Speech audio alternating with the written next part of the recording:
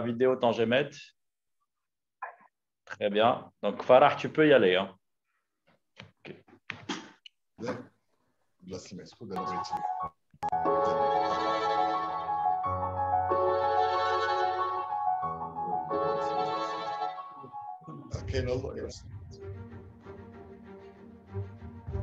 Entré en service en juillet 2007, Tangemed est un hub logistique mondial sur le détroit de Gibraltar, deuxième point de passage des flux commerciaux globaux. Situé à 14 km de l'Europe et au carrefour des principales routes maritimes, Tangemed se trouve au cœur des grands réseaux d'échanges internationaux. C'est un ouvrage d'exception qui comprend un complexe portuaire de rang mondial.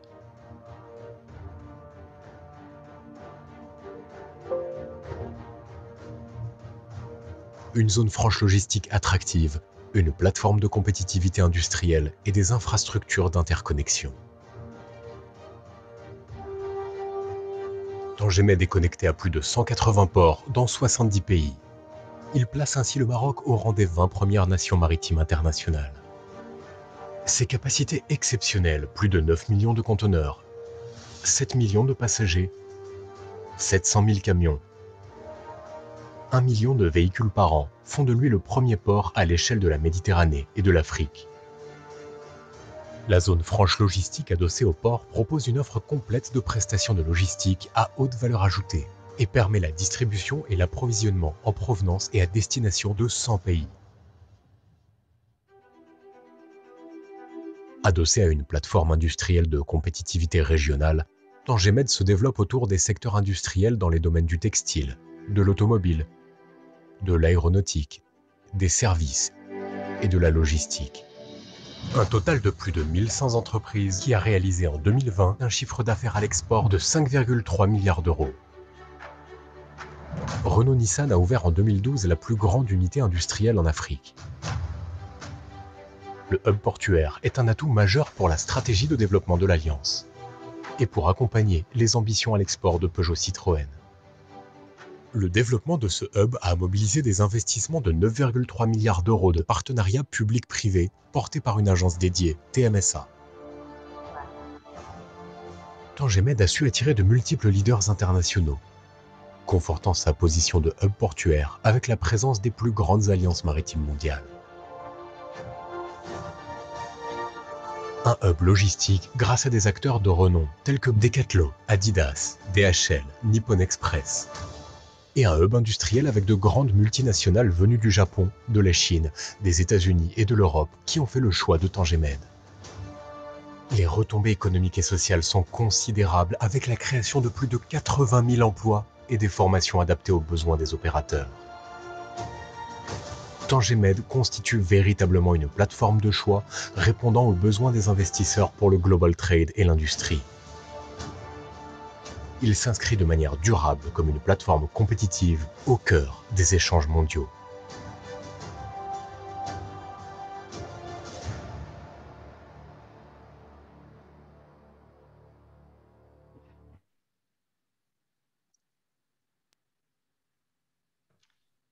Mesdames et messieurs, bonjour. Je souhaiterais avant toute chose adresser nos vifs remerciements à M. Hassan Sentissi, président de l'ASMEX, donc l'Association des exportateurs marocains, qui nous fait honneur de sa présence et sa participation à nos côtés aujourd'hui.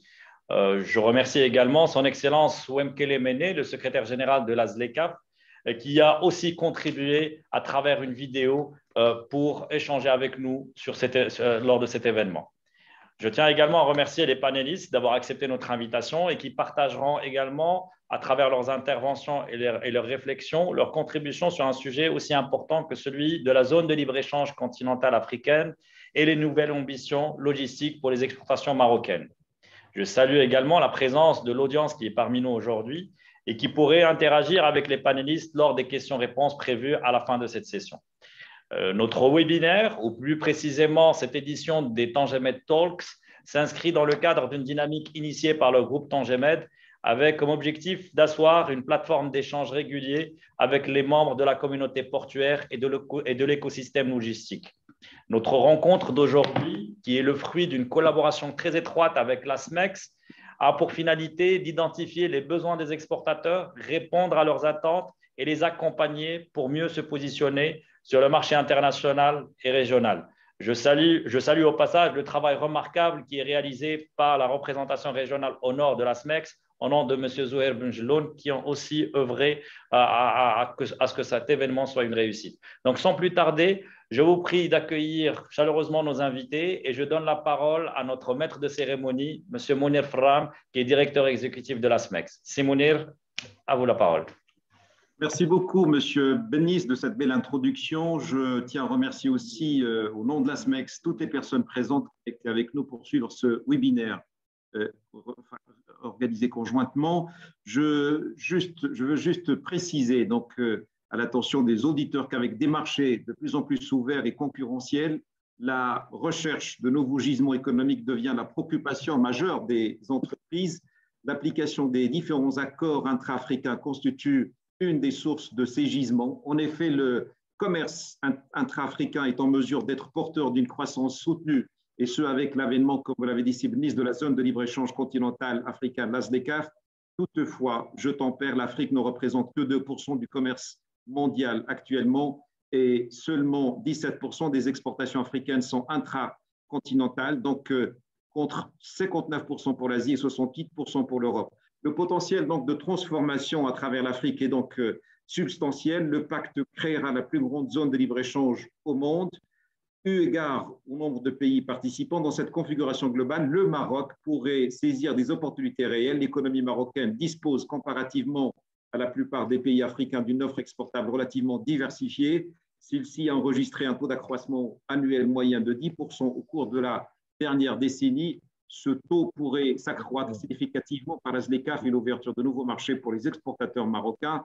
Comment et à quelles conditions pourrait s'effectuer cet accroissement? Quels en sont les leviers et les freins? L'agence spéciale Tangemed et la SMEX s'associent autour de cette conférence pour initier une vision commune sur l'avenir des exportations marocaines, définir un ensemble d'actions prioritaires pour le renforcement du positionnement du produit marocain à travers le continent. D'emblée, mesdames et messieurs, le mot de bienvenue de M. Hassan Sintissi, président de la SMEX. À vous la parole, M. Hassan Sintissi. Oui, salam alaikum. Bonjour tout le monde.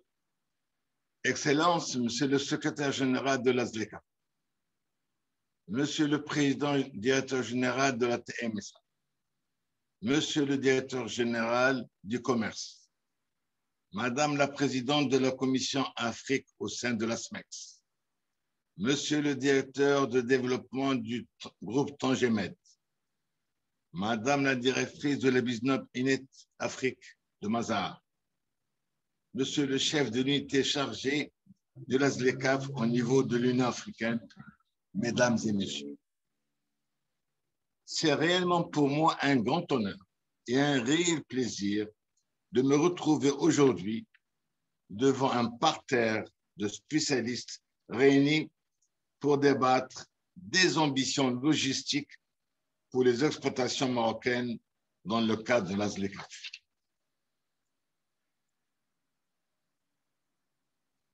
Une thématique aussi stratégique sur plusieurs plans.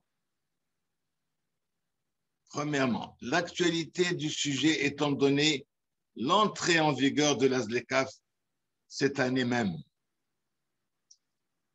Le poids que pèse la logistique dans la facture du commerce extérieur de chaque pays.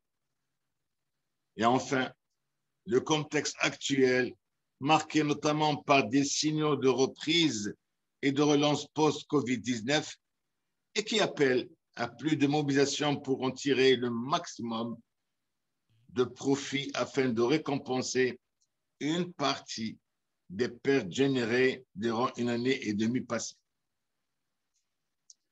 Je tiens à remercier son Excellence, Monsieur le secrétaire général de la ZLECAF, qui nous a fait l'honneur de participer avec nous, en différé bien entendu, à travers une intervention vidéo pour nous fixer sur l'avancement de cette importante zone de libre-échange. Je remercie également M.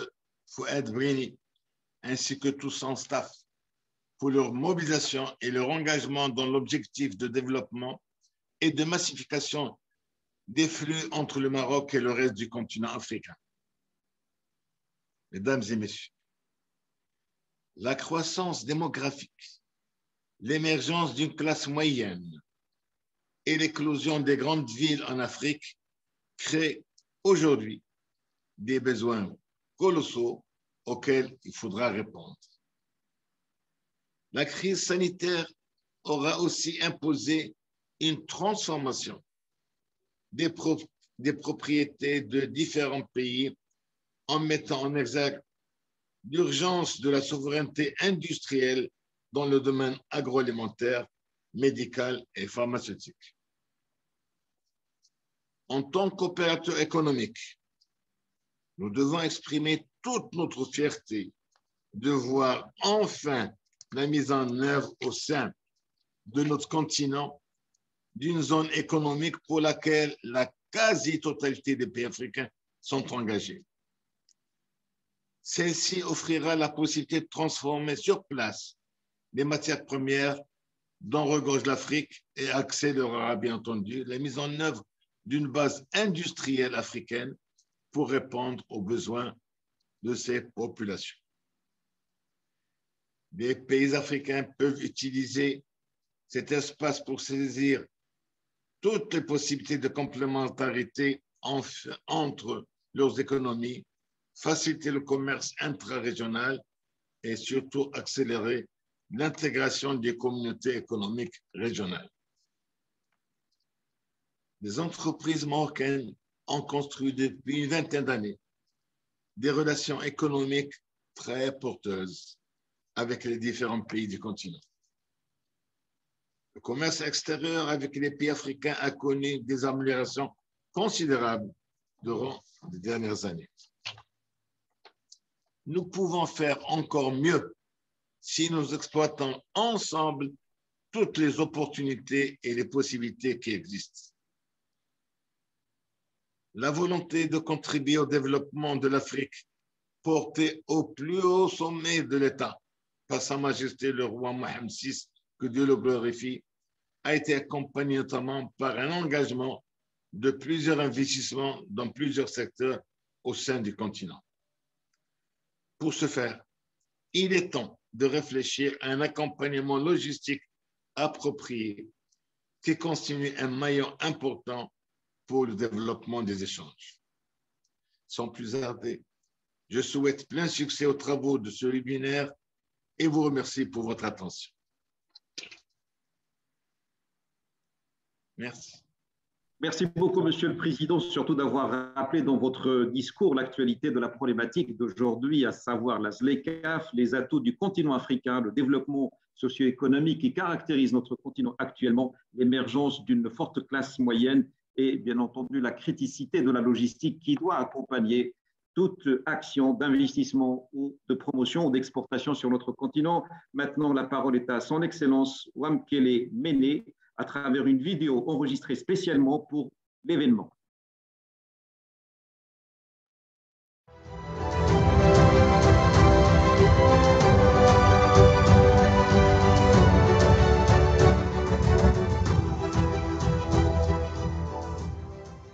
Thank you very much for this opportunity.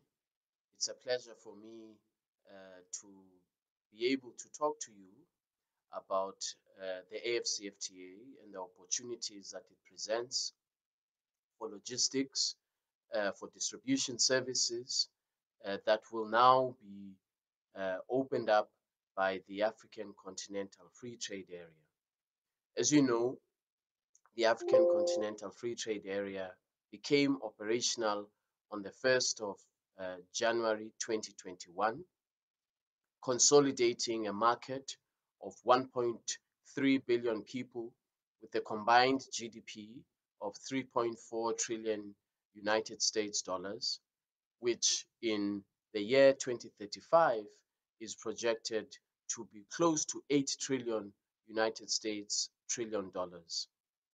Therefore, this market is very, very significant, particularly for countries that seek in Africa, countries that intend to diversify their economies and to expand into markets in sub-Saharan Africa. We know that right up until the COVID-19, the onset of the COVID-19 in 2019, the African economy was growing on average at about 3.5%. And that of the fastest growing economies in the world, of the 10 fastest growing economies in the world, 6 were in the African continent at that time. Of course,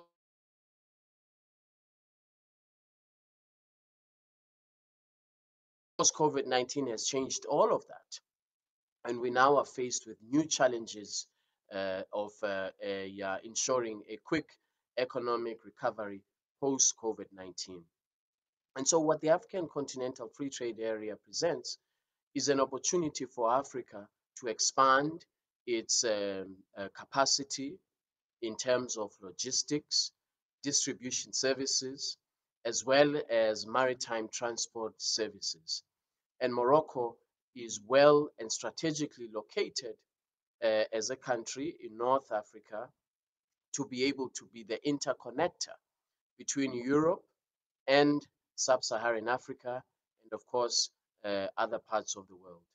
I want to congratulate the government of Morocco and the leadership of the Tangier Med port, where I had the opportunity to visit last month. A very, very impressive achievement.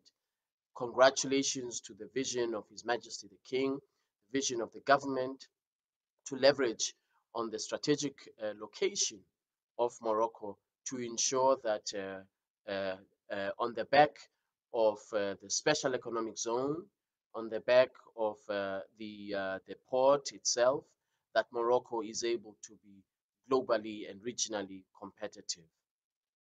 The port that I visited in Tangier is actually one of the most modern in the world. It has a portion or a section of the port is automated, entirely automated. Goods are able to be loaded off the ships in record time, less than 24 hours. This enables, as I said earlier, Morocco to be globally competitive in terms of logistics, distribution services, and creating networks throughout the continent, networks of transport. When this agreement fully takes off, I think that Morocco will be well positioned to actually benefit immensely by connecting the north part of Africa, West Africa, East Africa. Goods will be able to be transited rather, by ocean, reducing the cost of trade on the continent. So logistics services, distribution services are really the key to boosting intra-Africa trade. Trade in Africa will not be enhanced if we do not improve on the services that enable trade facilitation to take place, that enable goods to transit in an expedited manner. All of these things are contributors to Africa's competitiveness. They are contributors to Africa being able to boost intra-Africa trade. And so if we ignore, if we don't pay enough attention to logistics services, to distribution services, we will not succeed in our objective of boosting intra-Africa trade. And so I'm very encouraged that Morocco is actually one of the leading countries in the area of logistics and trade facilitation, as well as transiting of goods, because Morocco's competitiveness in this area and Morocco's capacity to provide these services to the rest of the continent and the region is actually what will enable Africa to boost intra-Africa trade. I think that we have, in what has been achieved in Morocco, in Togo, in Gabon, in Namibia, in South Africa, the interconnectivity that we require in all of these trade facilitation measures and these goods in transit measures such as the building of ports, the building of trade corridors. All of these things, we have to work hard to ensure a better interconnectivity so that we collectively are able to benefit from transport that is supporting trade, and that we benefit from goods, from facilities that will enable fast transit of goods, as well as logistic services that will create a connectivity between North Africa, East Africa, West Africa, and of course, other parts of the African continent. We are presented as Africans with a very, very unique opportunity to leverage on this significant market to reduce costs for logistics, reduce costs for transit, and to make our continent globally competitive and regionally competitive. And so I invite you to look at the AFCFTA as an opportunity for further investment and as an opportunity for improving competitiveness. Thank you very much, and I wish you very, very good deliberations. Thank you.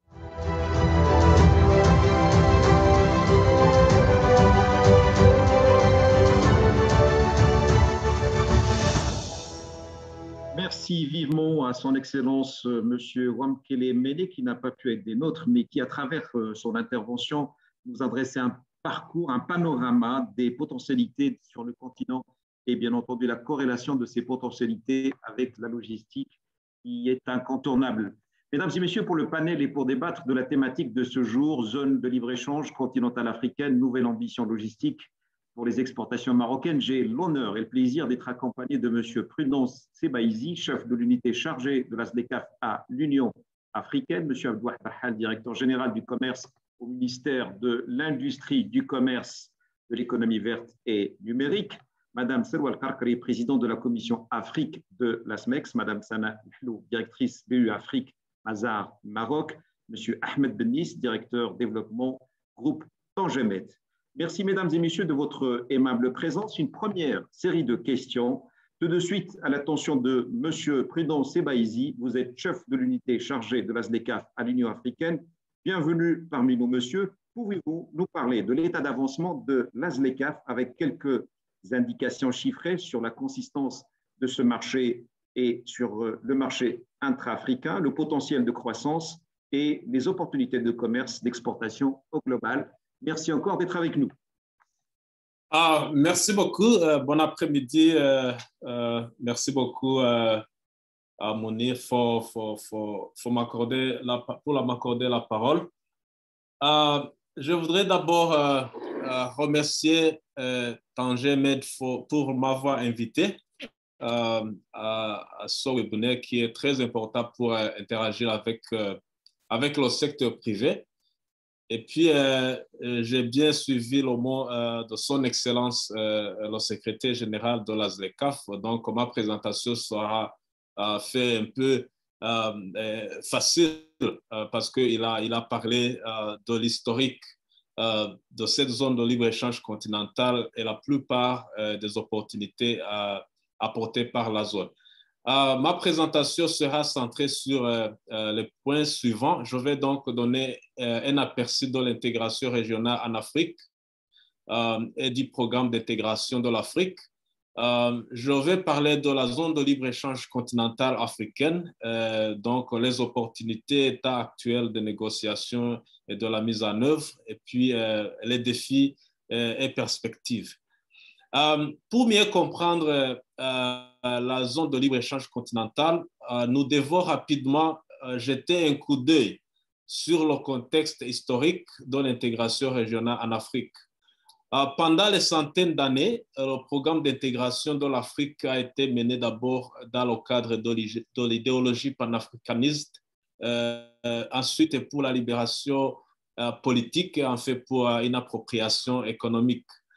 Dans les années 80, l'intégration a pris une forte orientation économique en réponse aux crises économiques et à l'échec des politiques de développement occidentales imposées ainsi qu'aux dettes étrangères croissantes accompagnées d'un déclin du développement social et à la manipulation politique externe et croissante de la politique de la guerre froide. La transition était également une évolution nécessaire.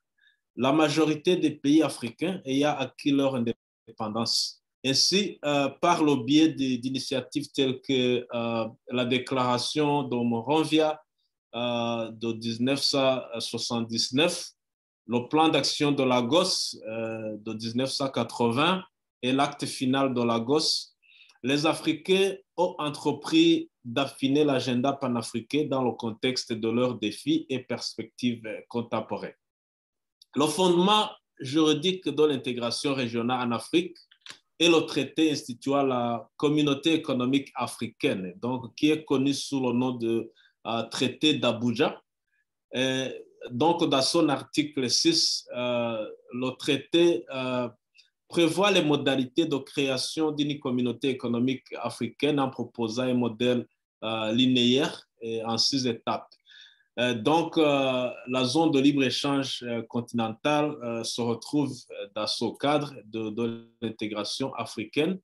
Et aujourd'hui, on peut dire que, bien sûr, nous avons acquis la ZLECAf, mais il y a d'autres étapes qui restent à accomplir, à savoir la mise en place du marché commun africain, qui est d'ailleurs prévu d'ici 2023, ainsi que la communauté économique africaine qui est prévue d'ici 2028.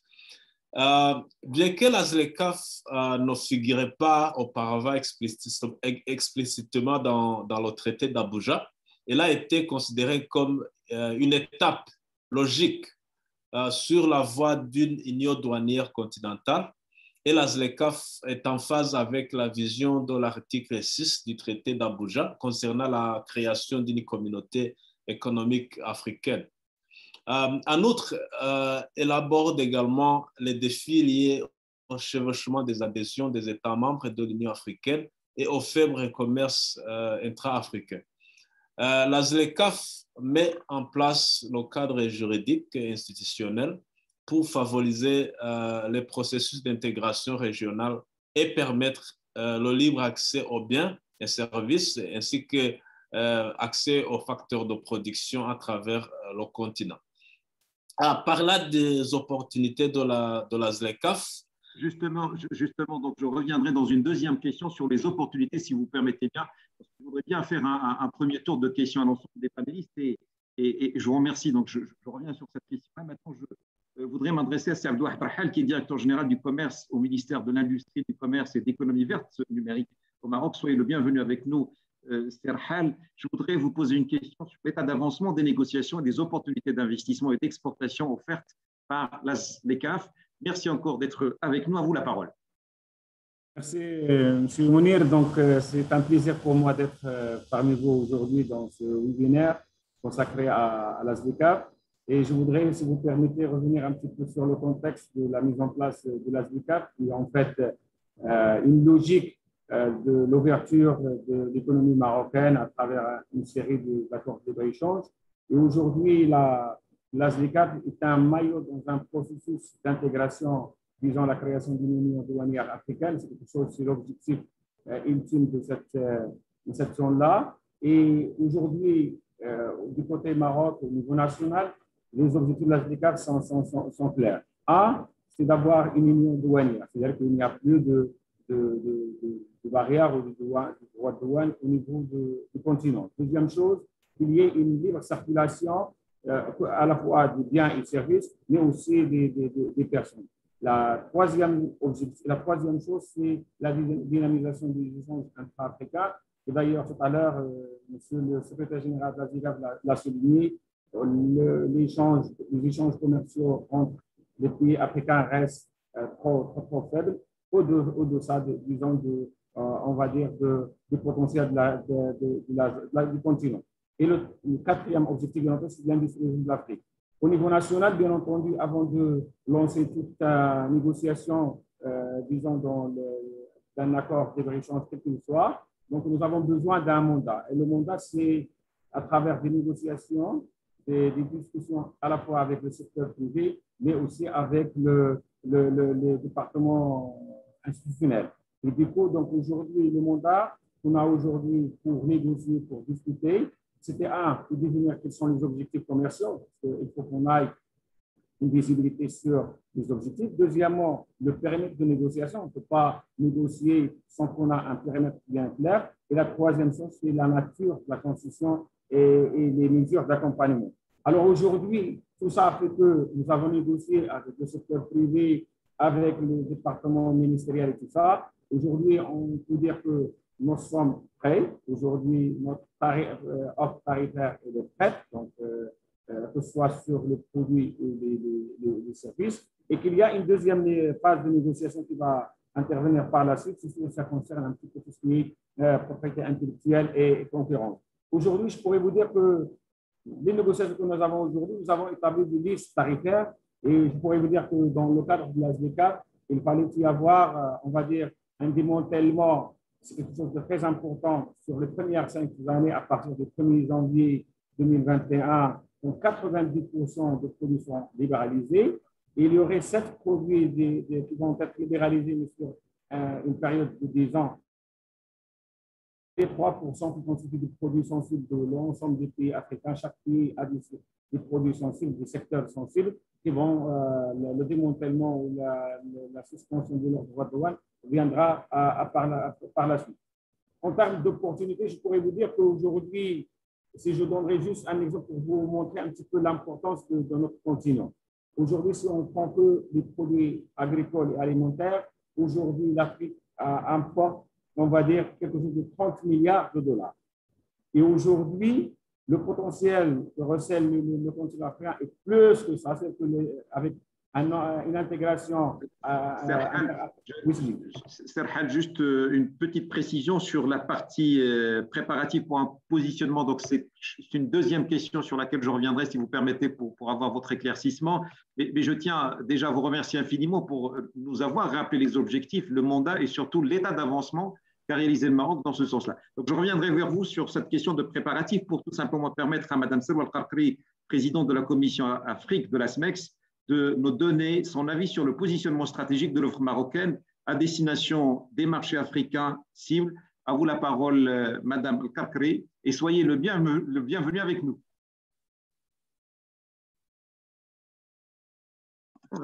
Merci beaucoup, Simonir. Bonjour à Sana, bonjour à l'ensemble des participants, bonjour au président et bonjour aux 100 personnes qui sont connectées sur le webinaire, ainsi que tous ceux qui nous suivent sur les réseaux sociaux de Tangemed. Donc, heureuse d'être parmi vous. Si vous permettez juste un petit mot par rapport à la commission Afrique au sein de la SMEX, donc, qui a été créée depuis le début de cette année. Donc, l'objectif de cette commission, c'est justement de dynamiser les échanges commerciaux du Maroc avec les autres pays d'Afrique et puis surtout donc, accompagner nos membres, les membres de la SMEX dans cette dynamique. Et donc, la ZLECAf, bien sûr, offre cette opportunité. Serahal a donné l'avancement des négociations donc, du pays. Nous, en parallèle, bien sûr, à travers la SMEX, donc le secteur privé n'attend pas justement la fin des négociations, mais travaille en parallèle pour justement préparer le secteur privé. Donc, ce qui a été fait, c'est donc d'abord, nous avons lancé donc, une étude pour la mise en place d'un observatoire du commerce extérieur. Donc, c'est quelque chose qui est très important et qui est justement attendu par les opérateurs pour avoir un outil de veille permanent justement sur cet avancement et sur les échanges commerciaux entre les différents pays. Nous organisons bien entendu donc, des missions B2B virtuelles, Covid oblige, avec les autres pays d'Afrique. On en a déjà fait au mois de mai sur l'agro-industrie et la pêche. Et il y en a une qui est en cours sur le mois de juin par rapport aux IME et la chimie, la parachimie. Et enfin, et je reviens justement, j'arrive à la question principale de l'offre exportable. La SMEX a lancé en partenariat avec le ministère une étude importante dont les conclusions ont été révélées dès début 2020 et donc qui montre justement qu'au niveau des exportations, il y a deux choses qui sont importantes. Il faut élargir justement l'offre exportable marocaine qui reste assez limité dans un certain nombre de secteurs, et puis également diversifier donc les marchés. Juste pour donner quelques indications, certes, les 10 dernières années donc, ont vu donc une part d'exportation vers l'Afrique évoluer à peu près d'une moyenne de 10% par an sur les 10 dernières années, mais ça reste concentré sur 5 marchés qui font à peu près 40% en volume de l'ensemble de ces exportations. Sur les secteurs, comme je disais tout à l'heure, les secteurs, donc il y a eu de l'évolution sur 3 secteurs qui sont l'industrie chimique qui est passée à 30% en 2019, l'agriculture, l'agroalimentaire, mais il y a des secteurs un petit peu comme l'industrie automobile ou autres qui ont vu leur part diminuer entre 2009 et 2004. Donc cette étude a donné un certain nombre de recommandations.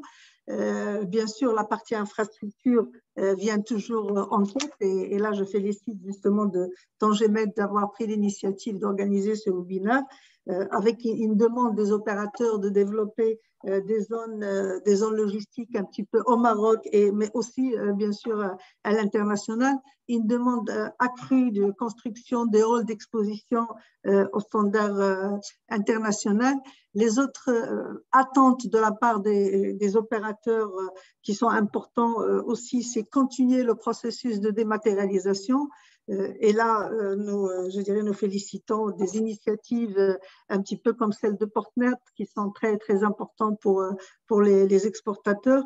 Mais il faut également, donc la recommandation, c'est d'avoir une plateforme digitale qui est orientée export. Madame Karkri, on reviendra sur les recommandations d'ailleurs dans le deuxième volet de questions. Excuse-moi de vous interrompre. Je vous remercie beaucoup d'avoir mis en exergue et en valeur les actions que vous menez au sein de votre commission et surtout d'avoir mis en avant cet observatoire qui va bien entendu permettre à l'ensemble des opérateurs économiques de mieux cibler leurs actions. Maintenant, je voudrais m'adresser à Madame Sana Lhlou. Vous êtes PSBU Afrique, Mazars, Maroc, sur un sujet qui est très important, à savoir les défis majeurs et globaux relatifs aux facteurs de succès de l'implémentation de la SDCAF. À vous la parole, Madame Sana Lhlou, et soyez la bienvenue avec nous.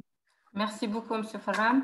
Merci encore à Tangemed et à la SMEC de m'avoir invité à participer à ce panel de très haut niveau. Je voudrais peut-être rappeler encore une fois, je pense qu'on est ici entourés tous d'afro-optimistes convaincus et je le suis également. Et je suis profondément convaincue de l'importance, de l'opportunité de la SDCAF pour véritablement développer la croissance économique africaine. Mais je pense qu'il est important quand même de souligner, comme vous l'avez dit, Simonel, quelques défis. Je ne les appellerai peut-être pas défis, enfin, ce n'est pas des éléments bloquants. Ce sont des points d'attention, des points d'alerte et non des facteurs bloquants qui vont permettre et qui vont garantir la réussite de cette SDCAF. Alors pour cela, on peut identifier quatre catégories de défis. Alors, les premiers défis, ce sont les défis d'ordre stratégique et politique. Il faut savoir qu'il n'y a pas une Afrique, il y a plusieurs Afriques. 54 pays évidemment, mais il y a plusieurs communautés économiques régionales et ces communautés, ces CER, elles sont évidemment très différentes. En tout cas, on peut sonder en tout cas des disparités très importantes en termes d'intégration. Quand vous comparez l'UMA avec des taux d'intégration très faibles qui avoisinent les 4% avec la SADC ou la CEDEAO qui dépassent les 10%, donc nous avons ici des communautés économiques régionales qui ont des niveaux d'intégration qui sont différents et donc qui pourraient entraver en tout cas la réussite à terme de la SDCAF. Parmi les facteurs également d'ordre stratégique et politique, même si on sait qu'évidemment l'harmonisation de l'union douanière, c'est l'objectif ultime de la SDCAF avec le démantèlement progressif, mais il faudrait faire attention aux barrières également non tarifaires et à la prolifération de ces barrières non tarifaires qui peuvent également entraver le développement et la réussite de cette zone commune, de cet accord africain. Parmi les autres catégories également de défis, nous pouvons, deuxième catégorie de défis, c'est des défis d'ordre systémique. Et quand je dis systémique, c'est des défis qui touchent à la nature même de l'économie africaine.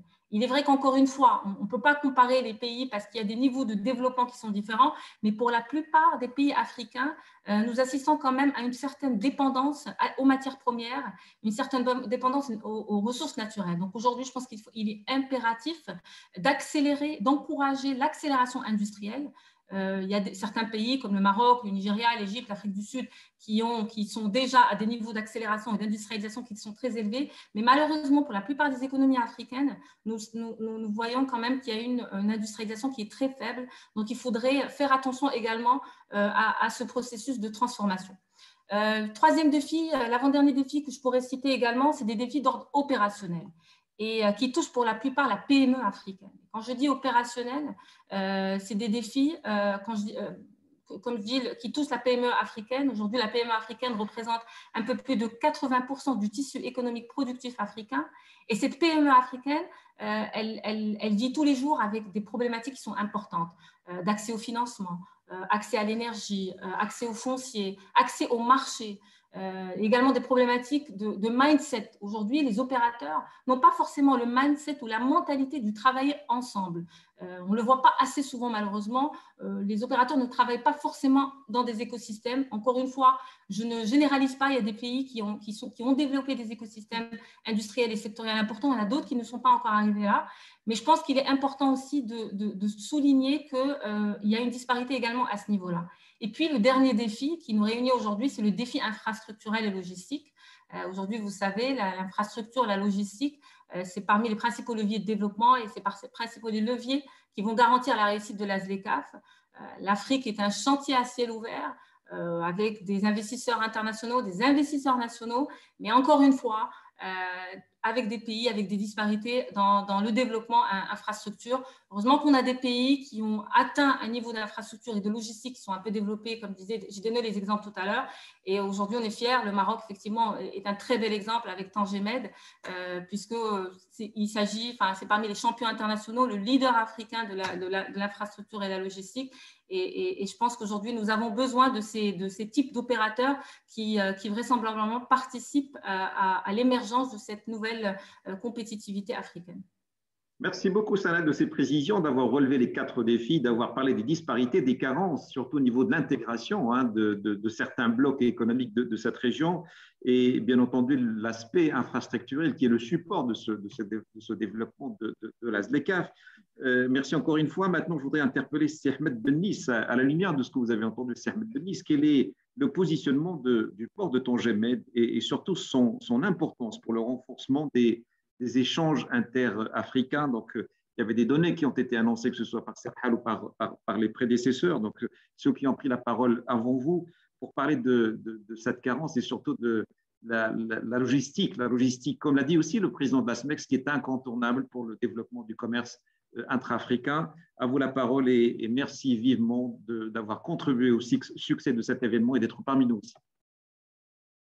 Alors, merci Mounir. Donc, incontestablement, la logistique est un élément clé, un élément fondamental qui va nous permettre de renforcer le commerce intra-africain. Et puis, comme vous le savez très bien, le développement du commerce et l'intégration économique est une préoccupation majeure pour les entreprises africaines. Et le commerce intra-africain est porteur d'une croissance soutenue qui ambitionne dans les années à venir à atteindre une progression, une croissance du PIB qui peut atteindre 1 voire même 3% une fois que les droits de douane seront supprimés. Mais les ports africains, si vous voulez, aujourd'hui constituent les pivots des échanges internationaux du continent et aussi au sein du continent. Donc, les échanges avec l'international et l'échange intra-africain qui devient de plus en plus maritimisé. Donc, on utilise de plus en plus le passage par les voies maritimes. Toutefois, les ports africains doivent affronter encore de nouveaux défis. Donc, la mise à niveau des infrastructures, l'amélioration continue des performances, le renforcement des capacités, l'utilisation des nouvelles technologies, la digitalisation sont plus que jamais aujourd'hui considérés comme des atouts clés pour avoir des ports compétitifs et pour développer une complémentarité logistique. Le Maroc, a pu, durant ces dernières années, sous la conduite éclairée de Sa Majesté le Roi Mohammed VI, que Dieu l'assiste, réaliser une véritable rupture dans le développement des infrastructures portuaires. Et Tangemed s'est ainsi hissé comme un modèle à l'échelle du continent, celui d'une plateforme intégrée, à la fois portuaire et industrielle, agissant comme un hub logistique majeur pour la connectivité et la facilitation des échanges. Et courant de l'année 2020, donc l'année passée, et malgré le contexte de crise, le port Tangemed a réalisé quand même des prouesses et des performances remarquables. Donc, on atteste les chiffres que vous avez devant vous. Donc, il y a une progression, par exemple, du tonnage global qui a atteint 81 millions de tonnes, soit une progression de 23% par rapport à 2019. Nous traitons aujourd'hui à peu près la moitié du tonnage portuaire du Royaume du Maroc. Mais le plus important, c'est qu'aujourd'hui, avec une progression de plus de 20% du trafic conteneurisé, qui nous a permis d'atteindre 5,77 millions de conteneurs, on peut se positionner comme étant le premier port à conteneurs du bassin méditerranéen. Et bien évidemment, nous sommes le premier port en Afrique pour la 4e année consécutive. La capacité des 9 millions de conteneurs va nous permettre d'être parmi le top 25 au niveau mondial. Courant de l'année 2020, nous nous sommes également associés à l'initiative du port de Singapour à côté des grands hubs internationaux, donc Shanghai, Rotterdam, Anvers, et nous avons co-signé un engagement pour garantir la continuité des chaînes logistiques mondiales, surtout en période de crise. Et à travers cette initiative, Tangemed réaffirme aussi son rôle clé en tant que hub portuaire africain pour assurer l'approvisionnement des marchés africains et mondiaux. Et imaginez avec nous une seule minute si Tangemed n'aurait pas participé à assurer ces chaînes d'approvisionnement, quel aurait pu être l'impact sur le continent. Donc, son positionnement stratégique sur le détroit de Gibraltar lui permet aujourd'hui, et ça a été depuis le démarrage, d'être cette plateforme de transbordement majeur sur les flux intercontinentaux et sur les flux d'éclatement vers l'Afrique. Donc, 40% des flux conteneurisés traités actuellement ont pour origine ou destination l'Afrique, avec plus de 14 services maritimes réguliers et hebdomadaires qui desserrent l'axe maritime Tangemed, qui connectent l'axe maritime Tangemed avec plus d'une vingtaine de pays de l'Afrique de l'Ouest, avec une touchée de 40 ports et puis un transit time très compétitif du fait que nous avons des liens directs et des services réguliers et plus de 6 armateurs aujourd'hui de grande renommée, que ce soit Maersk, CMA CGM, Hapag-Lloyd, Arcas, qui sont présents au niveau du port Tangemed.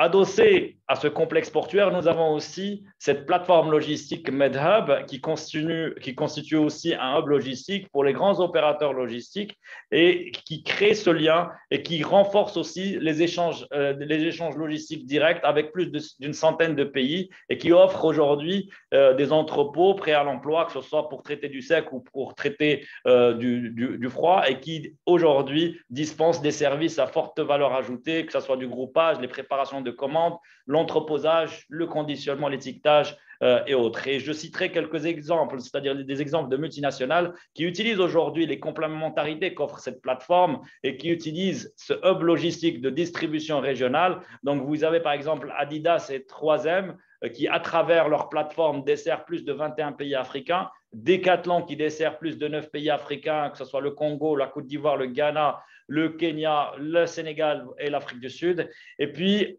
l'ensemble de ces activités qui sont réalisées au sein du complexe portuaire, et logistique permettent aussi d'avoir cet ancrage de plus en plus important de ces flux logistiques qui sont consolidés au sein du complexe portuaire à destination de l'Afrique. Je salue également une initiative récente qui est celle de la Poste marocaine qui envisage une installation également à MedHub pour développer le e-commerce qui devient aujourd'hui un impératif pour se connecter au réseau postal mondial. Nous poursuivons également cette démarche d'accompagnement des flux à l'export vers l'Afrique à travers les protocoles. Une minute parce qu'on reviendra sur les autres sujets. Oui, bien sûr. Donc, je suis en train de terminer avec les réalisations que nous menons également en Afrique. Et donc, je pense qu'il y a beaucoup de personnes qui nous suivent aujourd'hui qui s'intéressent aussi à ce que réalise Tangemed aujourd'hui en dehors du Maroc.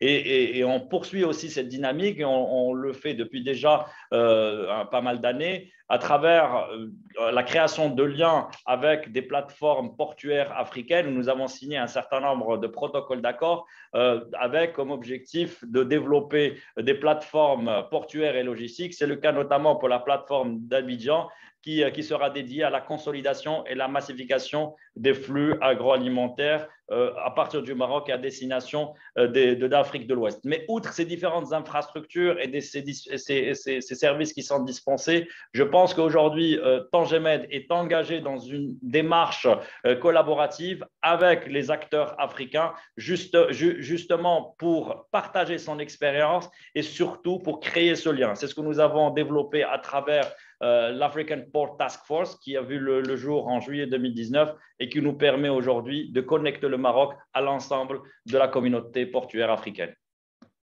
Merci beaucoup, Sir Ahmed Beniz, d'avoir conclu sur cette belle parole, la démarche collaborative et le lien qui associe le Maroc avec les autres pays du continent. Merci encore une fois, je reviendrai vers vous sur beaucoup de sujets que vous avez évoqués. Certainement, les entreprises nombreuses qui nous suivent voudraient en poser aussi. Je m'adresse une deuxième fois à M. Prudent Sebaizi sur les opportunités et les recommandations, cette fois-ci à l'attention des exportateurs marocains. À vous la parole, M. Sebaizi. Je rappelle que vous êtes chef de l'unité chargée de la SLECAF à l'Union africaine. Merci beaucoup. J'allais mettre les opportunités de la SLECAF en 5 catégories générales parce qu'il y en a beaucoup d'opportunités, mais si je les mets dans les catégories, je vais parler des gains de bien-être pour les consommateurs. Donc, les consommateurs vont bénéficier de la SLECAF énormément parce qu'ils auront un choix illimité de produits de qualité et à un prix abordable. La deuxième opportunité, d'ailleurs, c'est l'opportunité d'attirer les investissements. Les investissements, qu'ils soient africains ou étrangers, parce que la zone de libre-échange continentale prévoit un protocole sur l'investissement qui va fixer des règles et règlements pour la facilitation des investisseurs. Troisièmement, la SLECAF va contribuer à la création d'emplois parce qu'il va stimuler l'industrialisation par le développement des chaînes de valeur et des chaînes de valeur régionales et continentales. Quatrièmement, avec la mise en exécution de la SLECAF, on va pouvoir contribuer à l'élimination de la pauvreté. Les études ont estimé que la SLECAF pourra faire accroître le produit intérieur brut de l'Afrique en général de 7%, donc soit 450 milliards de dollars d'ici 2035. Donc, c'est grâce à cette croissance qu'on va contribuer à la réduction de la pauvreté. Et puis, la SLECAF va contribuer à la réduction énorme des droits de douane à l'importation ainsi qu'à l'élimination des barrières non tarifaires. Donc, ça, c'est très important. Et ainsi, on va contribuer à l'élimination de la pauvreté. Et cinquièmement et dernièrement, donc, je voulais parler du rôle que la SLECAF va contribuer à la répartition des revenus. La SLECAF permettra de combler les écarts de salaire entre les hommes et les femmes parce que les études ont montré que les impacts économiques et distributifs de la SLECAF révèlent que les femmes africaines vont bénéficier de la SLECAF grandement puisque elle constitue la majorité des personnes engagées dans le commerce intra-africain. Et la SLECAF va permettre donc la facilitation du commerce intra-africain, ce qui va contribuer au revenu des femmes plus que les hommes. Et en même temps, la SLECAF va contribuer au revenu des salariés, des travailleurs non qualifiés et des travailleurs qualifiés en même temps. Merci. Merci beaucoup, Sebaizi, d'avoir été précis et surtout d'avoir explicité l'ensemble des opportunités qui s'offrent aux opérateurs économiques. Maintenant, je voudrais revenir à Sir Wahed Rahal. Merci encore une fois d'être avec nous. Et je voudrais vous interroger, Monsieur Rahal, sur les préparatifs pour un positionnement du Maroc au niveau de la SLECAF, forcément donc associé à l'ensemble des opportunités. À vous la parole et je vous écoute comme l'ensemble des entreprises qui nous suivent avec beaucoup d'intérêt. Merci, Mounir. Donc, en ce qui concerne les préparatifs, bien entendu, en vigueur de CAF 2021. Donc, il y a tout un travail qui est en train de se faire, à la fois avec notre partenaire privilégié qui est la SMEX, mais également avec toutes les associations professionnelles, les fédérations professionnelles, de manière à ce que qu'on transforme cette adhésion à la SDCAF en opportunité et en opportunité réelle. Et sur cette base-là, nous sommes en train de regarder cette SDCAF comme opportunité pour nos entreprises, que ce soit de production de biens ou de services, mais également c'est un avantage pour élargir notre marché sur un marché auquel nous appartenons. Mais l'idée, c'est de voir la SDCAF comme une opportunité, pas uniquement comme un marché de consommation, mais également un marché de partenariat et d'investissement. Donc, notre vision aujourd'hui sur laquelle nous sommes en train de travailler avec l'ensemble des parties concernées à la tête de la SMEX, c'est de donner un peu les grandes orientations à nos entreprises, que ce soit dans le bien ou le service, d'attaquer le marché africain dans un cadre, encore une fois, gagnant-gagnant. Et je voulais dire, par ce qu'on est en train de préparer, c'est quelque chose qui émane, on va dire, des associations, du secteur privé, des opérateurs. Parce qu'au-delà de nos directives, de nos orientations globales, stratégiques du pays, mais notre objectif principal, c'est qu'on formule des offres, on va dire des offres pour aller au marché africain, mais quelque chose qui réponde à la fois aux besoins du marché africain, mais également aux attentes de nos entreprises, que ce soit dans le secteur, encore une fois, du service et du bien. Merci infiniment, Serhal, surtout d'avoir explicité cette démarche très ouverte sur le secteur privé, donc dans une logique collaborative, c'est le terme qui a été annoncé précédemment, et surtout d'agir dans une logique marché. Donc certainement on reviendra vers vous avec d'autres questions. Je voudrais maintenant interpeller Mme Selwa Al-Qarqri Belghziz, qui est présidente de la Commission Afrique à la SMEX, sur les besoins et les attentes des exportateurs marocains vis-à-vis des autorités, que ce soit marocaines ou le secrétariat de la SDCAF, sur différents sujets qui vous semblent pertinents. À vous la parole, Mme Selwa Al-Qarqri, avec mes remerciements.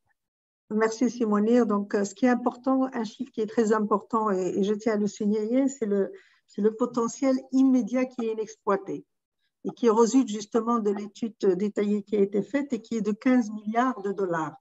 Et donc, ce potentiel qui a été fait donc, par secteur et par région, c'est un potentiel qui est là, qui est à la disposition donc, de nos exportateurs, de nos industriels, et qui n'attend que quelques prérequis. Donc, c'est l'occasion un petit peu d'en parler rapidement. Et j'en profiterai également pour donner quelques premiers éléments de réponse aux deux questions qui sont posées sur le site également.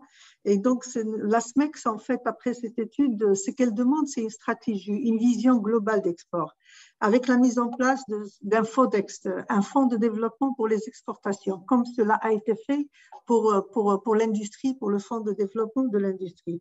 Et donc, ce fonds, bien sûr, servirait d'abord à la promotion. Ce qui est très important, c'est de la promotion du Made in Morocco, du label Morocco, en utilisant bien sûr l'ensemble des institutions et en utilisant également notre diplomatie économique dans ces différents pays. C'est un point qui est très important.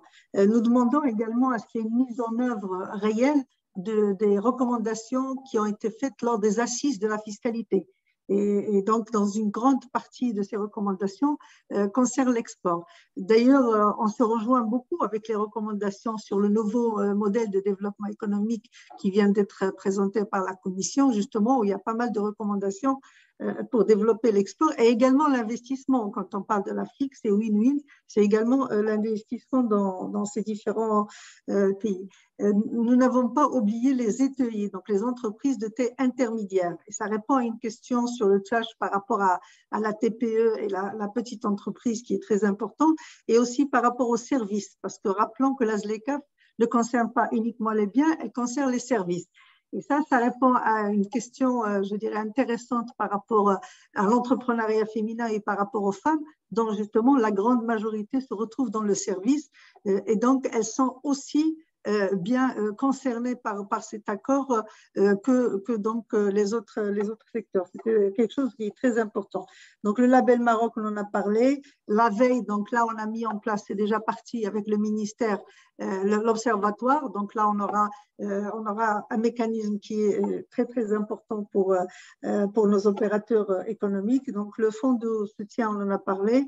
La dématérialisation également et le digital, on en a parlé. Et la construction des halls d'exposition tout à l'heure, j'en ai parlé. Donc, je pense que j'ai un peu fait le tour des attentes. Mais ce qui est important, c'est qu'il faut qu'il y ait, je dirais, une vision globale sur le moyen et long terme, et pas uniquement sur le court terme. C'est pour ça que la SMEX, avec le ministère, travaille sur un contrat-programme pour justement lier le secteur privé au secteur public, avec un engagement d'une part et d'autre qui ne peut être remettre en cause, et donc c'est pour travailler sur le long terme.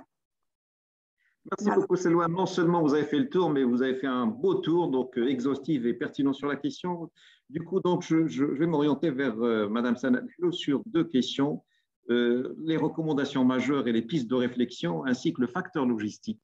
C'est pendant à ma question initiale. Qu'en pensez-vous?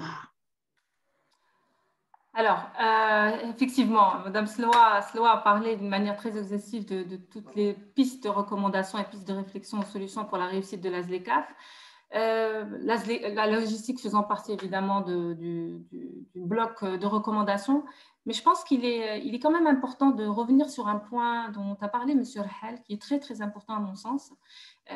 D'abord, considérer la ZLECAf, encore une fois, je répète, comme un marché, un projet commun africain. Il ne s'agit pas d'un projet marocain pour l'Afrique, il s'agit d'abord d'un projet africain.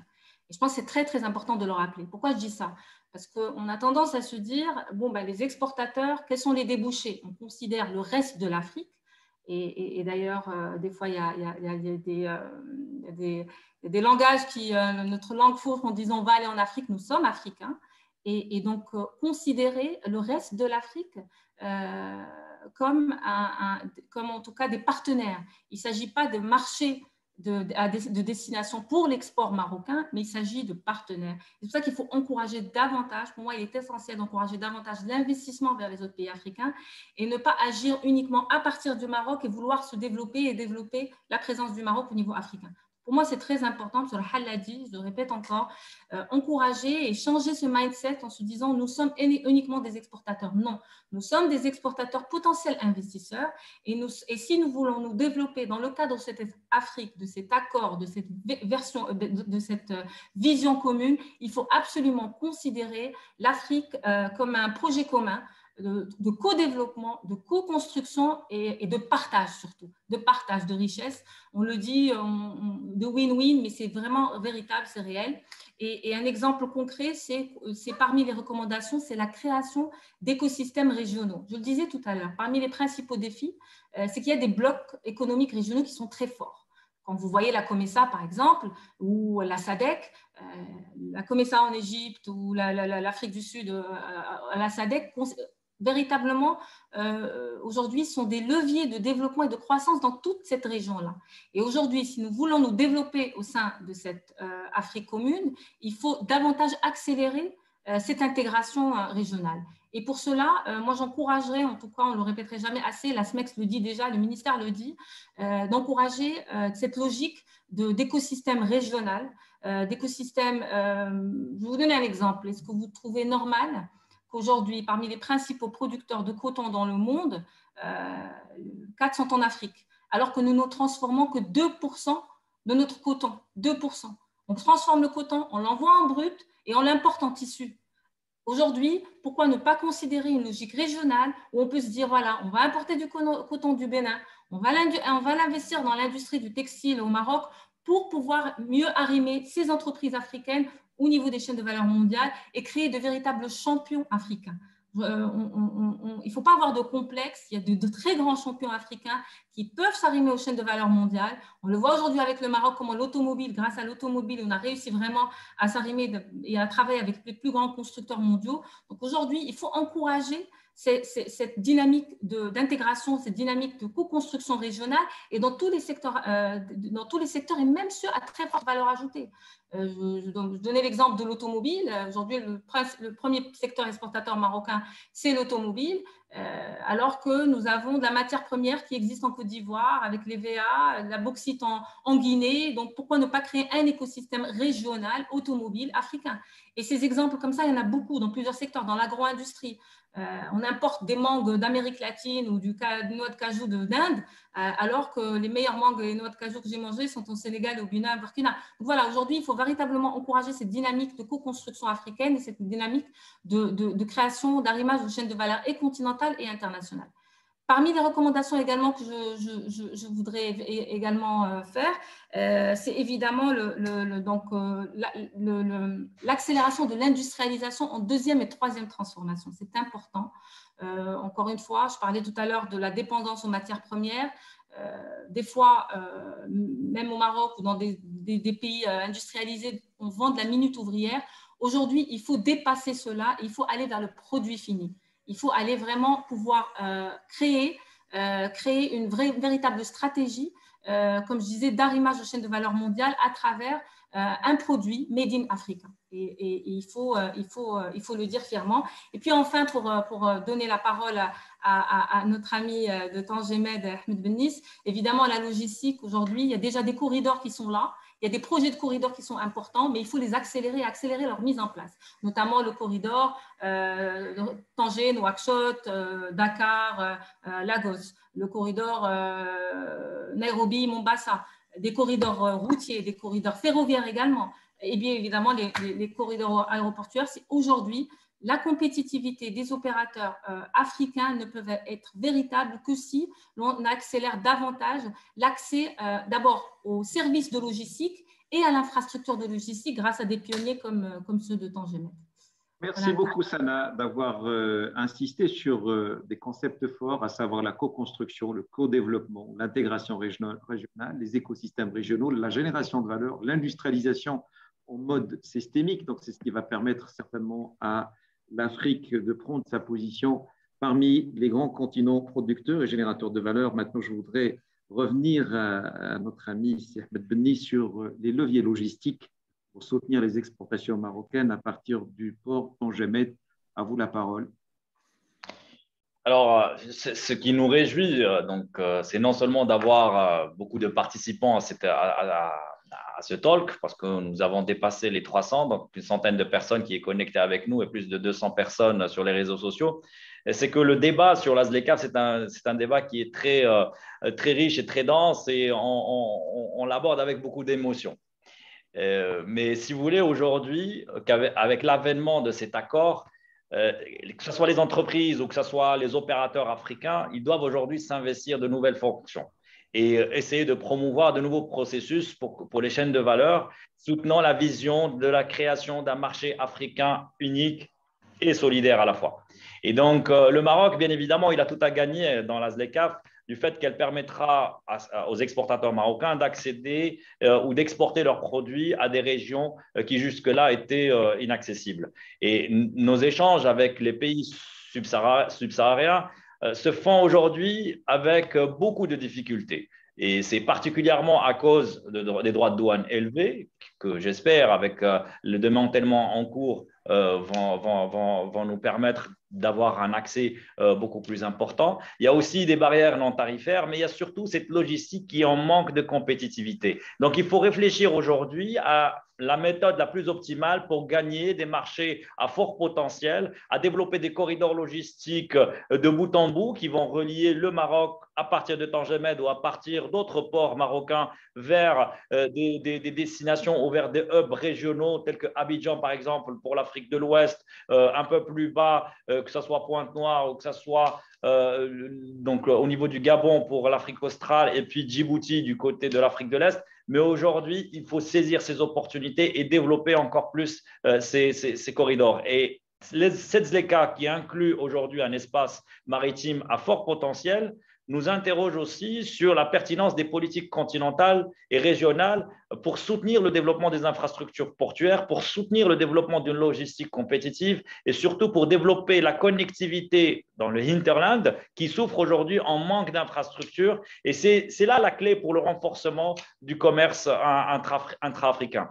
Les trafics actuels et ceux qui sont potentiellement avérés, ainsi que ce commerce maritime intra-africain qui se doit d'être de plus en plus dynamique, ne peut aujourd'hui émerger ou se consolider que si seulement des politiques de facilitation et d'harmonisation multilatérale viennent soutenir son développement et viennent soutenir le développement de ces services maritimes africains avec de la pertinence et de la fiabilité. Donc pour nous aujourd'hui, donc nous tous, donc, il s'agit d'un travail collaboratif et je reviens sur les actions collaboratives que nous devons mener tous ensemble. Ça nous engage aujourd'hui à accompagner les exportateurs marocains dans leur quête de compétitivité et dans leur quête de pénétration de ces nouveaux marchés. Et cela peut se traduire à travers la mise en place d'actions concrètes, d'actions opérationnelles. J'en citerai quelques-unes. La première, ça serait de soutenir le développement d'une offre logistique compétitive, optimisée, à travers la mise à disposition des moyens de stockage, d'entreposage, qui soient adaptés à chaque type de marchandise et à chaque destination. Donc, il faut reprendre aujourd'hui ce corridor logistique, regarder dans les différents maillons de sa chaîne de valeur et voir dans quelle mesure est-ce qu'on peut optimiser chaque composante de cette chaîne de valeur logistique qui rajoutera de la compétitivité à ce produit et qui lui permettra de pouvoir pénétrer le marché de destination. Deuxième action, ça serait de vulgariser encore plus l'utilisation des nouvelles technologies, de la digitalisation, la simplification des procédures à l'export. C'est ce que nous faisons par ailleurs au niveau du Port Community System de Tangemed. Nous avons cité tout à l'heure aussi la TPE, la PME, les entreprises de taille intermédiaire qui nécessitent un accompagnement personnalisé. Les grandes entreprises, ils ont leurs moyens, ils ont leurs canaux, ils savent très bien comment aborder ce type de marché. Mais les entreprises de taille intermédiaire, les TPE, les PME marocaines nécessitent un accompagnement supplémentaire et personnalisé. Une quatrième action, ce serait aussi d'initier des actions de promotion commerciale, ce qui existait depuis pas mal de temps. Mais aujourd'hui, ces actions commerciales se doivent d'être encore plus pertinentes, avec une approche commerciale qui s'inscrit dans un cycle complet et pas uniquement des actions de promotion opportunistes sur lesquelles on fait beaucoup de communication, mais in fine, on n'arrive pas à toucher la cible finale. La dernière action, et je reviens toujours sur cet aspect de coordination et de collaboration, c'est de pouvoir aujourd'hui connecter les entreprises marocaines, les exportateurs marocains aux opérateurs logistiques africains pour justement avoir une meilleure compréhension des attentes du marché et pour pouvoir aussi offrir encore plus de connectivité. Merci beaucoup, merci infiniment, M. Bnis, parce que vous étiez aussi exhaustif sur la réponse par rapport à cette problématique d'opportunité et surtout les problématiques de corridors logistiques, de chaînes de valeur et aussi ce qui est incontournable dans le contexte actuel, à savoir la digitalisation. Je voudrais dans un premier temps donc, vous adresser les remerciements, les félicitations des nombreuses entreprises qui convergent vers ce constat commun. Maintenant, j'ai plusieurs questions, donc je vais vous les poser par tranche de 2 questions donc, qui vous sont adressées toutes. Et elles convergent vers un point commun, c'est l'ouverture à ce qu'on appelle les entreprises, l'ouverture du marché aux entreprises, surtout de petite et moyenne taille, c'est-à-dire est-ce que la ZLECAf est ouverte aux PME et aux TPE, parce que souvent le premier réflexe qui sort quand on parle de marché, c'est les grandes entreprises qui ont la capacité bien sûr d'investiguer et de prospecter. Et une autre question qui revient aussi, c'est l'accompagnement. Est-ce que les entreprises pourront être accompagnées dans cette démarche de prospection et de promotion? Donc, je vous transmets ces questions. C'est Abdou Brahal, vous voulez bien répondre et puis après, je ferai le tour de tous les panélistes pour que chacun puisse s'exprimer sur cette question. Donc, je rappelle l'ouverture aux PME, PMI et l'accompagnement qu'on peut apporter à ces PME, PMI. Écoutez, l'accompagnement, c'est au cœur de notre stratégie. Donc, pour accompagner nos entreprises, mais quand je dis entreprises, et avec un grand E, ça concerne les grandes entreprises, mais également des petites et des très petites entreprises. Et donc, l'idée, c'est qu'aujourd'hui, comme on l'a fait, bien entendu, dans les bons projets industriels, où on a préparé des projets, on a mis à la disposition, on va dire, des porteurs de projets, et bien, on est en train de faire le même travail avec nos amis de la SMEX pour donner donc plus de visibilité, non pas uniquement d'accompagnement, mais également de donner des opportunités pour que ça se présente aujourd'hui sur le marché africain à l'adresse des gens qui ont la volonté d'exporter. Donc, je dirais qu'il y a le volet industriel, production, tout ça, mais également sur la partie accompagnement, nous sommes très conscients de l'accompagnement et c'est un peu trop prématuré d'en parler aujourd'hui parce que sinon ce qu'on va faire imminent, ça, donc ce qu'on est en train de faire sur l'accompagnement à l'export. Et quand je dis l'accompagnement à l'export, ça englobe beaucoup de sujets, beaucoup de volets, à la fois, je dirais, la partie, je dirais, offre, ce qu'on va exporter. Donc, c'est-à-dire que les entreprises qui ont les moyens pour exporter, là, on leur définit quels sont les produits potentiels, là où il y a avec on va dire, des éléments qui aident à la prise de décision pour exporter. Ça, d'une part. Deuxième chose, nous travaillons également avec nos partenaires sur l'aspect logistique. C'est quelque chose de très important parce qu'il ne suffit pas d'avoir un produit et de l'exporter, mais il faut qu'il y ait une vraie chaîne logistique qui va permettre d'arriver le produit. Et il y a également la partie financement sur laquelle on est en train de travailler avec tous nos partenaires, que ce soit internationaux ou nationaux, de manière à ce qu'il y aurait un accompagnement également sur la partie financement. La deuxième chose également, il ne faut pas qu'on oublie également, parce qu'on l'a dit Mme Sénat tout à l'heure, c'est qu'aujourd'hui, nous sommes en train de regarder l'Afrique comme une opportunité, mais également pas uniquement un marché uniquement de consommation, mais également d'investissement. Nous avons également des idées, des projets, on va dire, sur l'export et sur l'investissement, et qu'on va accompagner nos entreprises pour aller investir. Donc, l'investissement qu'on vise, nous, ce n'est pas un investissement juste pour investir, mais un investissement qui a un impact important et un impact direct sur la promotion de nos exportations qui vont booster un peu nos exportations. Et la deuxième chose, pour terminer, c'est qu'aujourd'hui, on est dans un libre-échange et il y a des règles, bien entendu, qui cadrent tout ça. Et bien entendu, l'accompagnement également va aider également nos entreprises industrielles dans toute pratique, on va dire, anticoncurrentielle, dumping ou autre. Mais l'idée, c'est d'avoir, je dirais, une zone de libre-échange comme des autres libre-échanges, bien entendu, mais qui respectent, on va dire, les règles de concurrence loyale.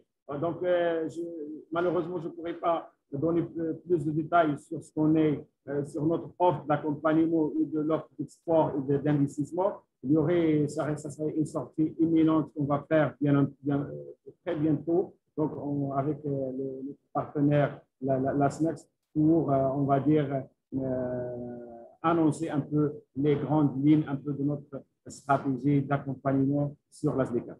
Et c'est avec plaisir qu'on va vous inviter, M. Hal, pour nous en parler dans le détail, au bénéfice bien sûr de l'offre exportable marocaine des entreprises. Je vois la Salwa Al-Karkri sourire, donc certainement vous voulez réagir par rapport à cela. À vous la parole. Oui. Merci Soumounir. Tout à fait, oui. Je voulais un peu confirmer ce qui a été dit et donc il y a des choses concrètes qui se préparent. Au-delà, donc bien sûr, la SMEX est là pour accompagner l'ensemble des entreprises et plus spécialement la PME. Et déjà, de point de vue encore concret, il y a déjà un contrat de relance export qui a été signé entre le ministère et la SMEX pour justement contrat export, relance export 2021-2023 qui garantit, je dirais même 80% des financements d'investissement pour la promotion des exportations. Et l'Afrique, justement, est prioritaire pour toutes ces demandes-là. Donc, il y a des concrets et la SMEX, elle est là vraiment pour vous accompagner. Je parle, bien entendu, à la personne qui a posé la question tout en la remerciant. Merci beaucoup, Lella Salwa. Je rappelle que vous êtes présidente de la Commission Afrique. Je suis pour la parité, donc prochaine question pour Sermet Beni, justement sur ces aspects d'accompagnement et surtout la capacité des PME de nous suivre dans cette promotion, cette prospection gagnant-gagnant, bien entendu, sur le continent africain. Quelle est la perception et la vision de Tangemed à travers vous aujourd'hui? Alors, la PME et la TPE, elle est au centre de notre préoccupation aujourd'hui. Parce que qui dit offre exportable marocaine, donc c'est dit des produits que nous sommes capables aujourd'hui d'exporter et qui peuvent avoir un avantage compétitif dans les marchés à destination. Cet avantage compétitif intègre l'ensemble des composantes du coût de revient. Et on constate aujourd'hui que ces entreprises de cette taille, en tout cas, sont pénalisées par rapport au coût logistique.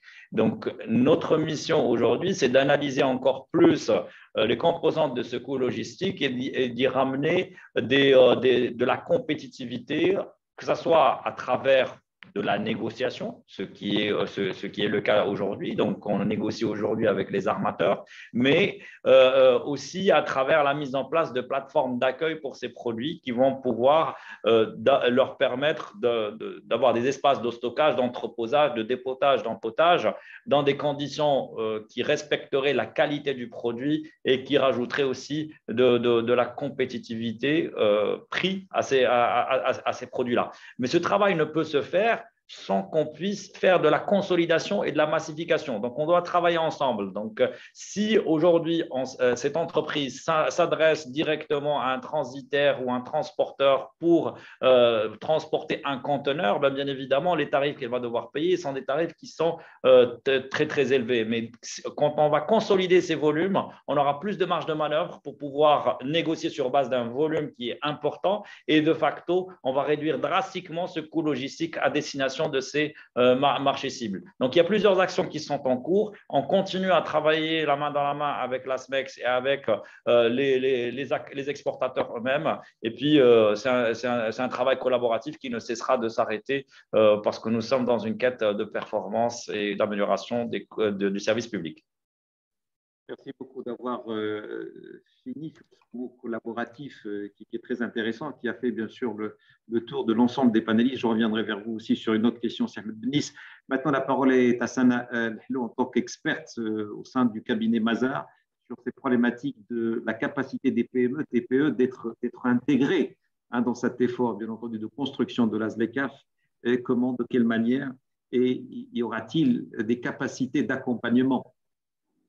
Allez-y, Madame Sana Lhlo. Merci, Mounir. En fait, déjà, ce qu'il faut savoir, que peu importe la taille de l'entreprise, il y a du travail pour tout le monde. D'abord pour les grandes entreprises, forcément, parce qu'elles sont beaucoup plus structurées, elles ont l'historique de travailler déjà sur le continent, mais le fait d'avoir une zone unifiée va y avoir une sorte d'effet d'entraînement sur les PME. Donc, il y aura un effet volume, d'abord sur la logistique, qui va vraisemblablement réduire l'éco-logistique, et je parle sous le contrôle de Tangemed. Donc, ça va être tiré par la grande entreprise. Et en même temps, il y aura un effet d'entraînement, et je disais tout à l'heure, les locomotives. Aujourd'hui, il est très, très, très important d'encourager davantage la PME à travers justement l'écosystème des grandes locomotives qui aujourd'hui travaillent sur le continent. Donc déjà, ça, c'est le premier bloc, l'entraînement via les grandes entreprises. Pour la PME, aujourd'hui à elle toute seule, il y a deux composantes importantes qui vont lui faire gagner en compétitivité.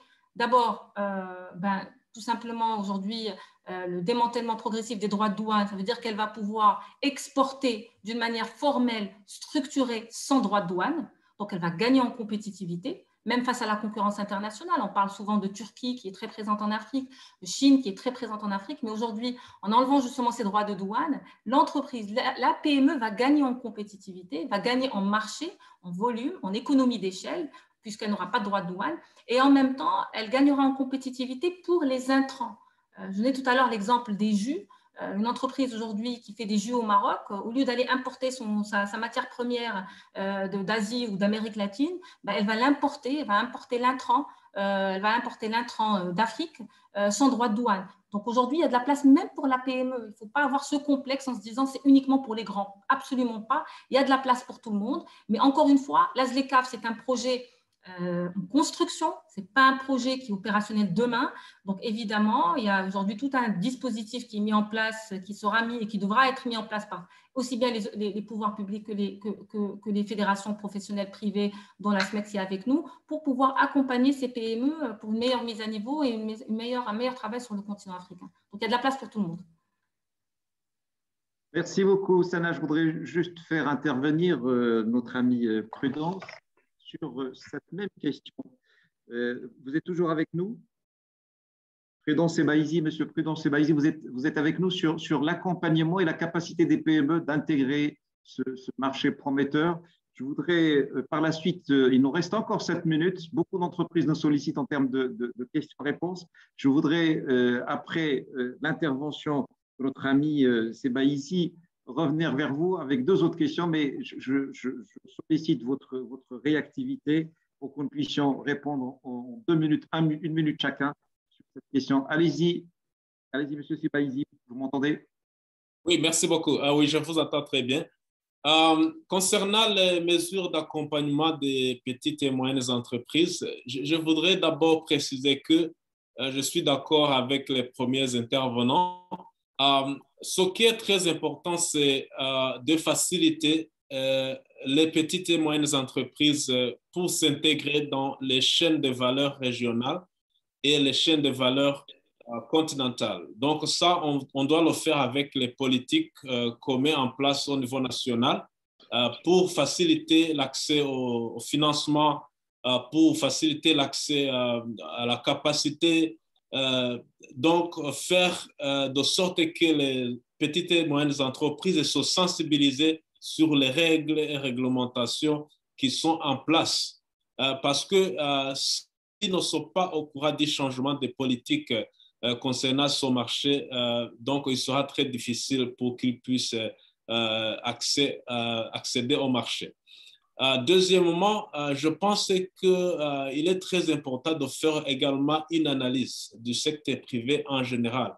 Donc, pour voir là où ils ont les faiblesses, là où ils ont les atouts, et voir comment les politiques nationales, voir comment les réglementations nationales mettre ces entreprises dans une situation de compétitivité parce que la politique commerciale du continent va mettre les règles sur le même niveau de compétitivité. Donc, il est au pays pour voir comment leurs entreprises soient compétitives dans ce marché. Merci infiniment. Il nous reste 4 minutes. Je recommande et je sollicite votre indulgence pour que vous puissiez répondre chacun en 1 minute et demie, 2 minutes. Sur une dernière question, est-ce que le faible développement de certains pays africains peut poser un problème donc à la mise en œuvre de la SDCAF? Et la deuxième question, comment pouvons-nous parvenir à une SDCAF épanouie sans industrialisation? C'est Abdouahid Rahal pour commencer. Alors, merci encore une fois, Simonir. Donc, je dirais qu'il y a aujourd'hui des opportunités, certes. Il y a également des défis. Mais ce que nos entreprises doivent savoir, c'est que l'État, avec un grand E, il est mobilisé avec toutes ses forces pour accompagner, je dirais, nos entreprises pour opérer sur le marché africain, à la fois pour l'export, bien entendu, également pour les investissements clients et une relation, bien entendu, pour booster nos exportations. Bien entendu, nous avons mis toutes les mesures d'accompagnement, que ce soit pour protéger un petit peu notre industrie contre toute, je dirais, concurrence loyale. On parle de dumping, concurrence je dirais, détournement du commerce. Mais je dirais encore une fois, les opportunités sont là. Il faut qu'on croie à notre continent. Il faut qu'on aille. Et sachez très bien que l'État marocain il est à la disposition pour mettre toutes les conditions favorables pour exercer dans des conditions favorables, que ce soit à l'investissement ou à l'export. Merci infiniment, Serhal. Salwar Kakri, toujours avec nous. Avec oui, toujours sourire. Là. Merci Simonir. Pour répondre rapidement, je dirais que l'un des objectifs justement de cet accord, c'est de réduire ces disparités. Et donc, tout sera fait par l'ensemble des pays et puis les négociations vont dans ce sens-là, justement pour réduire les disparités entre différents pays. Comme elle a dit tout à l'heure, Sana, il y a justement plusieurs Afriques, plusieurs pays. Par rapport à l'industrie, oui, effectivement, c'est le plus important et je pense que c'est un objectif majeur justement d'industrialisation, sachant que la matière première étant dans notre continent, justement, il y a des pays qui ont d'excellentes, qui ont des compétences et qui ont de très belles expériences, le Maroc et d'autres pays au niveau de l'industrie. Et donc, l'objectif, justement, c'est d'industrialiser au maximum avec des chaînes de valeur qui sont impliquées, avec, je dirais, une complémentarité entre les différents pays. Et donc, c'est ça qui va pouvoir créer de l'emploi parce que je rappelle quand même que l'objectif également, c'est de créer de l'emploi dans nos pays au niveau Afrique. Et c'est très important. Donc, il y a l'industrie, je rajouterai juste pour terminer, il y a également tout ce qui est innovation, tout ce qui est start-up et j'ai oublié tout à l'heure d'en parler, mais il y a quand même un projet important qui est Smart Africa qui a été signé entre les différents pays, par plusieurs pays d'Afrique au niveau de l'Union africaine et le Maroc les a rejoints. Et là aussi, il y a quand même du potentiel important pour l'innovation et pour l'emploi des jeunes dans notre continent. Industrialisation, innovation et start-upper, donc c'est les trois mots phares de l'intervention de Mme Salwa Fakhri. Je rappelle que vous êtes présidente de la Commission Afrique de la SMEX. C'est Ahmed Bennis, toujours pertinent. À vous la parole. Je pense qu'aujourd'hui, on ne peut pas dissocier le développement du commerce intra-africain du renforcement des capacités industrielles en Afrique. C'est ces deux éléments qui sont fortement et intimement liés. Et si la logistique aujourd'hui, c'est l'outil qui va nous permettre de renforcer le commerce intra-africain, l'industrialisation et la création de complémentarité entre les différentes chaînes de valeur et le levier qui nous permettrait tout simplement de garantir une croissance au sein du continent, créer de l'emploi et bien évidemment pouvoir se positionner au niveau, à l'échelle internationale. Donc, le même travail que nous menons aujourd'hui, ce travail collaboratif avec la communauté portuaire africaine, nous le menons également avec la communauté des zones économiques africaines. D'ailleurs, Tangemed a initié depuis fin 2015 l'association des zones économiques africaines qui regroupe aujourd'hui plus de 80 membres représentant 45 pays qui œuvrent aujourd'hui quotidiennement à pouvoir offrir le meilleur environnement pour que des industriels puissent s'installer, à l'instar de ce qui se fait aujourd'hui au niveau de Tangemed Zones avec plus de 1000 multinationales. Ce qui est en train d'être fait aujourd'hui au niveau de l'Afrique va être une reproduction de ce schéma, c'est-à-dire offrir des conditions adéquates pour que des investisseurs étrangers qui vont renforcer l'industrialisation locale, la transformation locale qui est un défi majeur aujourd'hui. On a cité l'exemple de la mangue du coton. Il est impératif aujourd'hui pour les économies africaines qu'on puisse renforcer la transformation locale, bien évidemment limiter les importations et équilibrer la balance commerciale des pays africains. Et ceci ne peut être réalisé sans renforcer les capacités industrielles des pays africains. Merci infiniment, Ahmed Bennis, de terminer justement sur ce constat générique et global qui est l'industrialisation et la génération de valeur et surtout l'esprit collaboratif qui doit animer l'ensemble des opérateurs économiques du continent. Sana Hlo, sur le même sujet, l'industrialisation comme impératif et bien entendu, comment y parvenir pour permettre donc au continent et surtout à cet accord de se maintenir, de réussir et de générer de la valeur. Je pense qu'on ne l'a pas assez rappelé. Aujourd'hui, l'Afrique, c'est 1,2 milliard d'habitants, mais en 2050, c'est le double. Un Africain sur 4 en 2050 sera un humain sur 4 en 2050 sera africain. Ça veut dire que l'industrialisation n'est pas un choix, c'est une nécessité. Nous allons vers une croissance démographique qui est très importante, avec plus de la moitié d'une jeunesse innovante, une jeunesse qui en veut, qui veut donner à son Afrique. Et donc, l'industrialisation encore une fois, ce n'est pas un luxe. Aujourd'hui, c'est une nécessité pour pouvoir se développer. Nous avons les capacités de nous développer nous-mêmes et pour cela, il faut avoir confiance. Et Sa Majesté le Roi l'a si bien dit, l'Afrique doit faire confiance à l'Afrique. Aujourd'hui, si nous ne faisons pas confiance en cette Afrique industrielle, en nos capacités à aller vers cette Afrique industrielle, nous n'irons pas d'avant. Donc, pour moi, c'est très important cette confiance-là et changer le narratif africain. Pour moi, c'est très important parce qu'on parle souvent, on voit toujours l'Afrique comme une terre de consommation, alors qu'on peut également, c'est une terre de richesse, de création de valeur, de création d'opportunités. Donc, il faut changer cette vision, ce narratif que nous, Africains, nous avons de cette Afrique-là.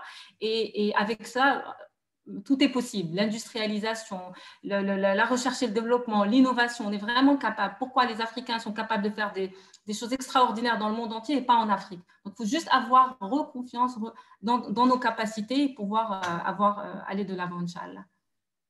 Avoir confiance en nous pour que nous puissions tous réussir ce projet qui nous intéresse communément. Monsieur Sebaïzi, l'industrialisation est une nécessité pour l'Afrique, vous confirmez? Oui, bien sûr, je confirme parce que si vous avez un grand marché, donc il faudra produire pour son marché. Sinon, nous allons créer un marché qui sera le marché pour les produits venant de l'extérieur. Je pense que dans l'introduction, quelqu'un nous a rappelé que aujourd'hui, le commerce intra-africain n'est qu'à 17%. Donc, c'est-à-dire qu'il y a un manque à gagner de 82%. Alors, comment est-ce qu'on peut combler ce manque à gagner? Il faut produire. Et comment est-ce qu'on peut produire sa industrialisation?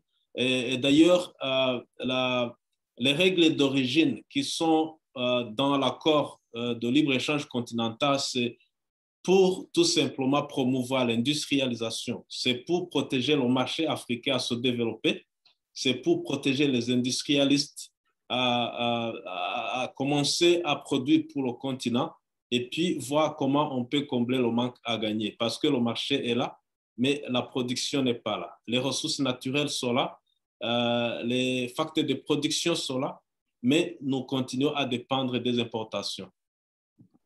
Merci beaucoup, M. Sebaïzi. Je rappelle que vous êtes chef de l'unité d'appui au projet de l'ASDECAF à l'Union africaine. Mesdames et messieurs, nous arrivons au terme de cette excellente rencontre virtuelle. Je tiens à remercier les nombreuses entreprises. Elles sont à peu près 300 à être connectées. C'est un exploit. Ils nous ont suivis de bout en bout, qui nous ont enrichis par leur interaction et leur débat. Je tiens aussi à vous transmettre, mesdames et messieurs les panélistes, les félicitations de ces entreprises qui ont trouvé beaucoup de substance et d'intérêt dans ce débat-là. Je tiens aussi à vous remercier vivement de votre disponibilité et de vos interactions. Je remercie aussi les organisateurs, à savoir Tangemet et la SMEX. Et je tiens aussi à remercier les soldats qui nous ont pas, les soldats de ce qu'on appelle l'ombre qui ont travaillé au succès de cet événement. Excellente fin de journée et à très bientôt. Au revoir. Merci. Et félicitations à M. Mounir Fram pour sa pertinence. Merci beaucoup. Au revoir tout le monde. Merci.